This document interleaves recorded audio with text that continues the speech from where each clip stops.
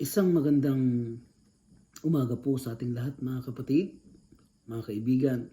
Sa umagang ito, narito po muli ang inyong abang lingkod, Brother Vincent de la Serna, sa Malakas na Sigaw Ministry.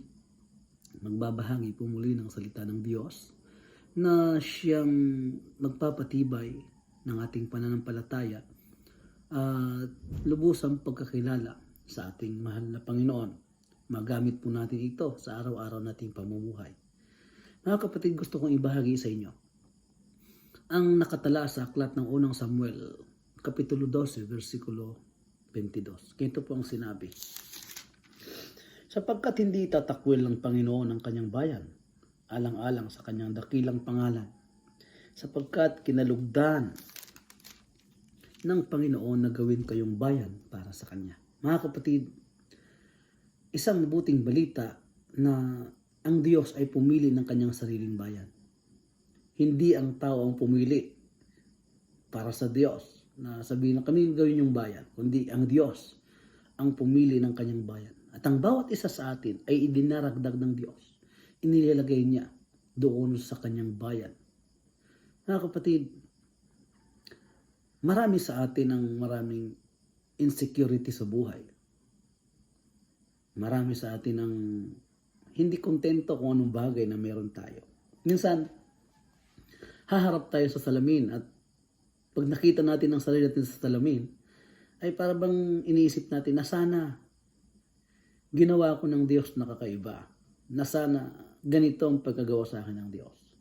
Minsan hindi natin gusto ang shape ng ating ilong o kaya minsan hindi natin gusto ang shape ng ating mata.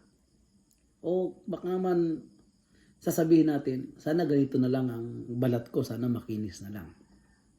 O kaya ginawa ko ng Diyos na mas matalino. O kaya naman mas mayaman.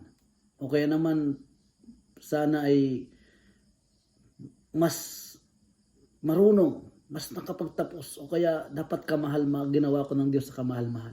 At ang dami pang listahan natin na gustong maging tayo. Hindi po dapat tayo mag-worry mga kapatid. Bakit? Ang Diyos ay iba mag-isip kaysa sa atin. Ang Diyos ay hindi kagaya natin mag-isip, hindi kagaya ng tao mag-isip.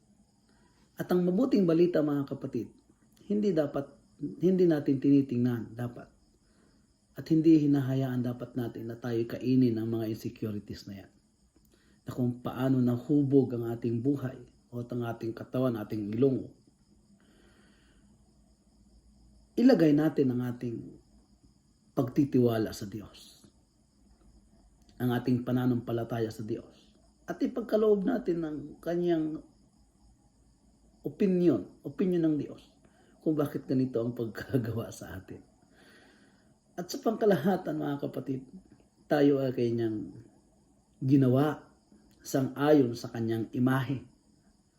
Tayo ay makapagpapatuloy, mga kapatid, na ipakita sa lahat na buong-buong pagtitiwala na tayo nilalang ng Diyos, na ginawa ng Diyos ang ayon sa kanyang imahe.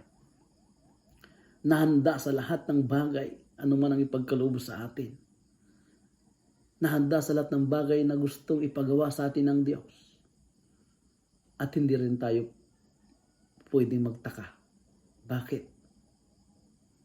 Dahil sa mata ng Diyos, tayo ay perpekto. Opo mga kapatid, sa mata ng Diyos, tayo ay perpekto. Magandang umaga po sa ating lahat.